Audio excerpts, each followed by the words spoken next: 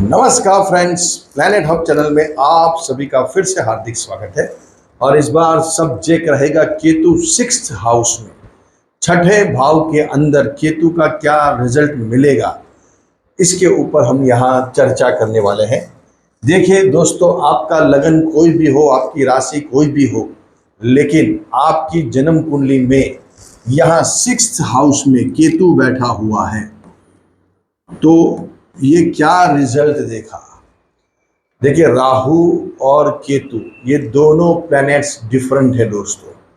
एक बहुत बड़ी ख्वाहिश, बहुत बड़े सपने, बड़ी अचीवमेंट, बड़ा धन, बड़ा पैसा, वैभव, भौतिक चीजें, भोग, लालसा, मोह, माया से पूरा भरा हुआ राहु, और केतु इससे विपरीत। यहाँ केतु को समर्पण, त्याग, बलिदान, सेक्रीफाइस, ये सब चीज़ों का कारक माना गया है। तड़प, वो जो हाउस में बैठता है वहाँ तड़प लगती है, ऐसा शास्त्र में लिखा गया है और हमारा भी वो अनुभव है। तो यहाँ केतु सिक्स हाउस में हमने दो तरीके से फल पाते हुए देखा है। देखिए, सिक्के के हमेशा दो पहलू होते हैं। हर चीज़ को हम और आप दो तरीके से देखते हैं कि भाई इसका ये मतलब निकालेंगे कि ये मतलब निकालेंगे। तो यहाँ भी यही बात होती है कि केतु बहुत सी कुंडलियों में हमने पॉजिटिव देखा है सिक्स्थ हाउस के अंदर, और बहुत सी कुंडली में हमने नेगेटिव उसका रिजल्ट देखा हुआ है। तो ये हम इधर भी दो तरीके से बात करेंगे कि केतु अगर सिक्स्थ हाउस में बैठ गया तो वो नेगेटिव क्या इसकी इफेक्ट मिलेगी। देखिए, नेगेटिव कैसे दोस्तों और पॉजिटिव कैसे, उसका भी लॉजिक लगाना पड़ेगा।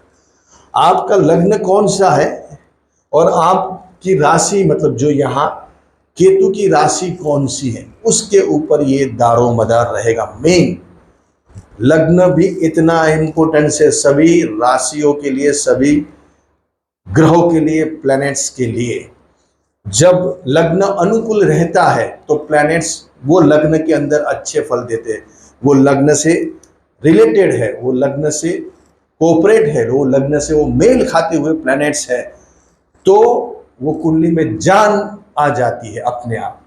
और लग्न आपका सही है, लेकिन वो लग्न के अंदर जो ग्रह पावरफुल नहीं होने चाहिए थे वो पावरफुल हो जाते हैं, तो नुकसान करते हैं। आपने बहुत सारे ऐसे एग्जाम्पल देखे होंगे कि व्यक्ति सब है उसके पास, लेकिन वो कुछ काम का नहीं है। वो चीज़ें उसके लिए खाली बस एक माध्यम हो गई है, एक चलने फिरने का एक तरीका हो गया है। तो यहाँ केतु सिक्स्थ हाउस में नेगेटिव बात करेंगे, क्योंकि आपका लग्न उससे रिलेटेड नहीं है, उसको सपोर्ट नहीं कर रहा है। वो ये जो राशि में बैठा है केतु, समझ लीजिए वृषभ राशि में बैठा हुआ है तो सपोर्ट नहीं करेगा। केतु समझ लीजिए कि यहाँ बैठा हुआ है मकर राशि में तो सपोर्ट नहीं करेगा। तो ऐसे अगर ऐसी राशि में बैठा हुआ है तो केतु क्या कर सकता है नेगेटिव में। सिक्स्थ हाउस, छठा स्थान, सबसे पहले आप कुछ भी नहीं करेंगे, कुछ भी नहीं, फिर भी आपके दुश्मन अपने आप बढ़ते जाएंगे, बनते जाएंगे। आप बोलेंगे मैं कुछ किया ही नहीं, मैंने उनको कोई चीज़ें बोली भी नहीं, कुछ रिएक्ट भी नहीं किया, फिर भी मेरे साथ ऐसे व्यवहार कर रहे हैं, मेरे साथ दुश्मनी रख रहे हैं, मेरे से ऐसी जेलसी रख रहे हैं।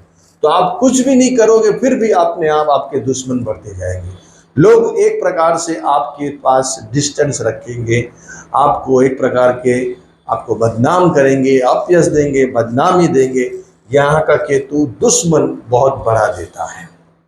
वैसे ही कर्जे, आप अच्छा करने जाएंगे फिर भी आपके कर्जे बढ़ते जाएंगे। आप बोलेंगे भाई मैं पूरी लगन मेहनत से वो काम कर रहा था, बिजनेस कर रहा था, जॉब कर रहा था, लेकिन कैसे कैसे न कैसे मेरे को कर्जा हो गया, वो मुझे भी आइडिया नहीं है। दुश्मन बढ़ेंगे, कर्जे बढ़ेंगे आपके, ये केतु के लिए।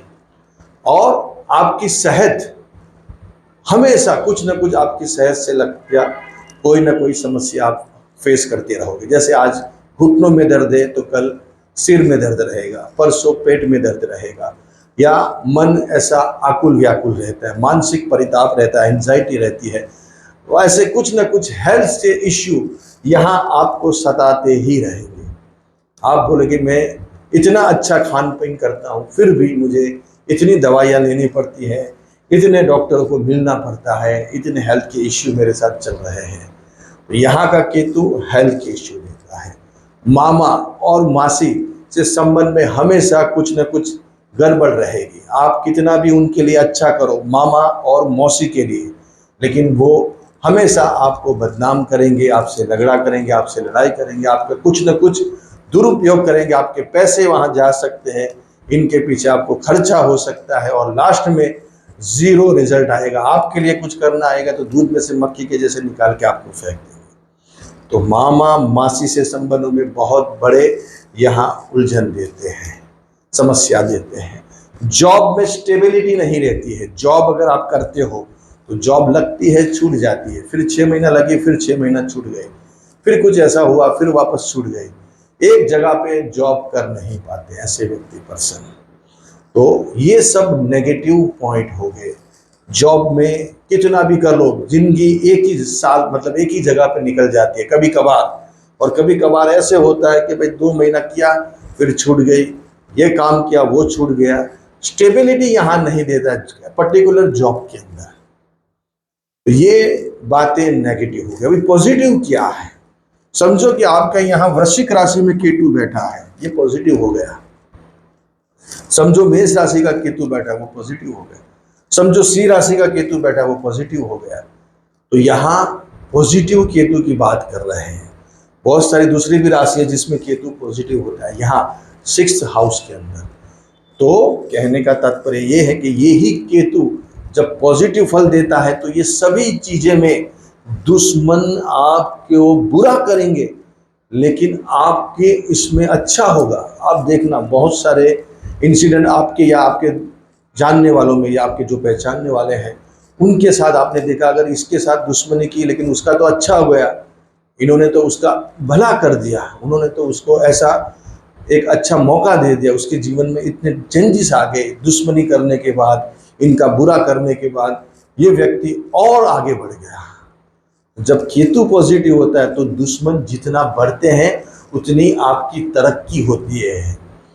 आप देखना, जैसे बोलते हैं लोग कि जितने आपको दुश्मनी बढ़ेगी, जितने आपके शत्रु होंगे, जितने आपके दुश्मन होंगे, उतनी आपके जीवन में बढ़ोतरी होगी। ये उसका रीजन ये है। ऐसा केतु अगर बैठा हुआ है तो व्यक्ति को बहुत बड़े दुश्मन देता है। बड़े दुश्मन, बड़े लेवल के दुश्मन होते हैं और वो दुश्मन से टक्कर लेने के लिए अपने आप उसकी जो जो एक सीमांकन है, उसकी जो रेखा है, वो उससे आगे बढ़ाने में लग जाता है कि उनको मैं करके दिखाऊंगा। उन्होंने जो मेरे साथ किया है मैं उनसे 100 गुना बड़ा बन के दिखाऊंगा, मुझे नीचा दिखाया है। तो ये केतु बड़ा बनाता है। दुश्मन जितने बढ़ेंगे दुश्मन ही आपको पैसे वाले बनाएंगे, ऐसा हमने देखा हुआ है।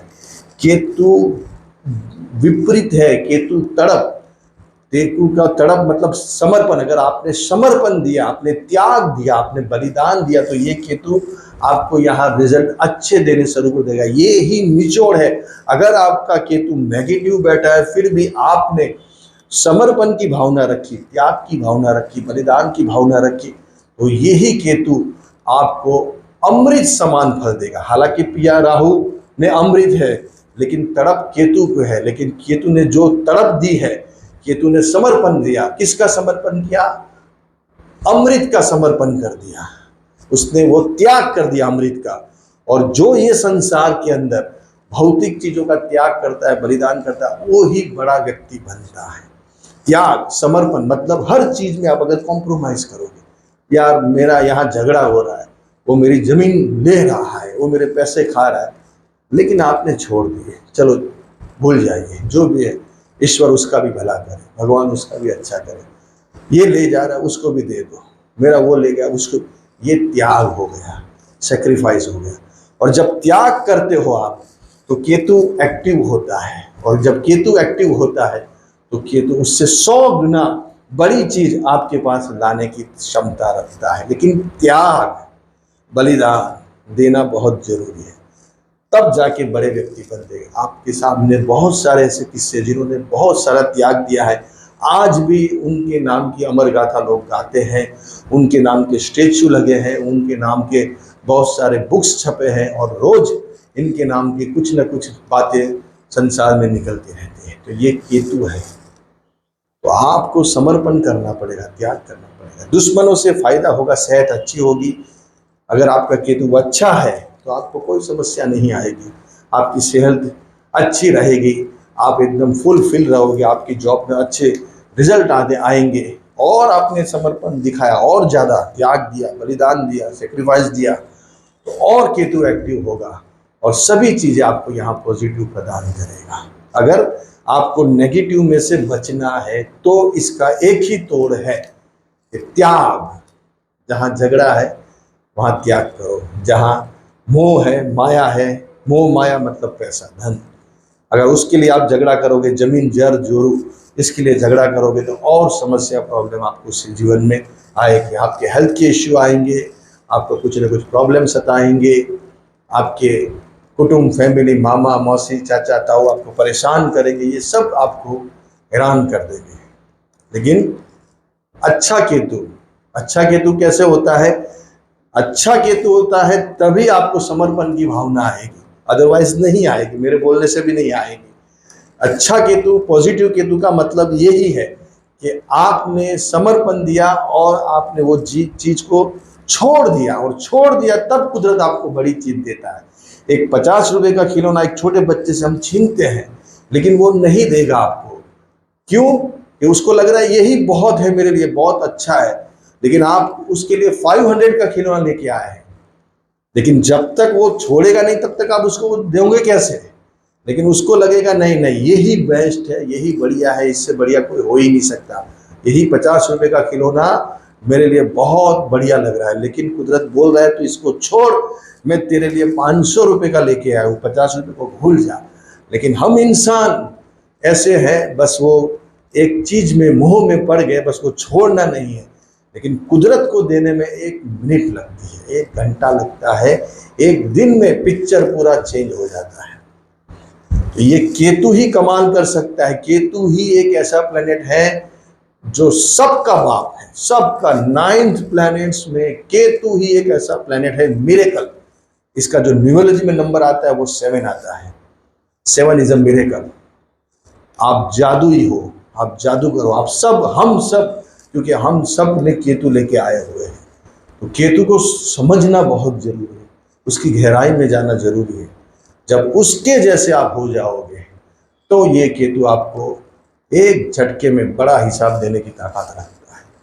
ये छठा केतु का ये यहाँ तोड़ है। इसका पॉजिटिव नेगेटिव दोनों यहाँ हमने चर्चा की है।